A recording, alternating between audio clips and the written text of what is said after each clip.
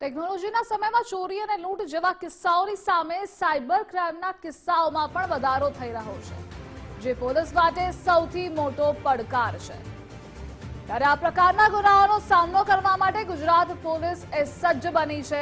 Gujarat police દ્વારા રાજ્યના police કર્મીઓને સાયબર ક્રાઇમને લગતા બનતા ગુનાની સમજ મળે અને કઈ રીતે ગુનાનો ભેદ ઉકેલવામાં મદદ મળી શકે તે હેતુથી 3 દિવસની ખાસ તાલીમનું આયોજન રાજ્યભરમાં કરવામાં આવી રહ્યું છે।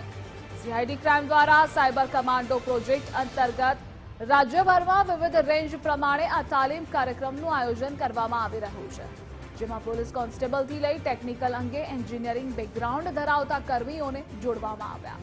સાયબર ક્રાઇમના વધતા જતા ગુના સામે લડત આપવા માટે ટેકનિકલ બેકગ્રાઉન્ડ ધરાવતા કર્મચારીઓ અને અધિકારીઓ વધુ સરળતાથી અને સારી રીતે સમજી શકે તે હેતુથી આ પ્રોજેક્ટ શરૂ કરાયો છે।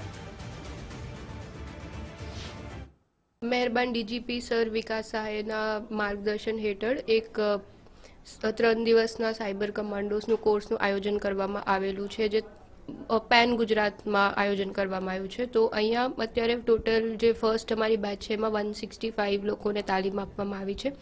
આ જે કોર્સ છે એનું પ્રાથમિક રીઝન છે કે આજના ટાઈમમાં સાયબર ક્રાઇમ વધી રહ્યા છે, તો જે પોલીસ સ્ટાફ છે અને જે બેઝિકલી ટેકનિકલ બેકગ્રાઉન્ડ ઓલરેડી ધરાવતા હોય તો એ લોકોને વધુ ને વધુ સ્કિલ સાથે ઇક્વિપ કરવું, તો આ અમારું પ્રાઇમરી મોટિવ છે।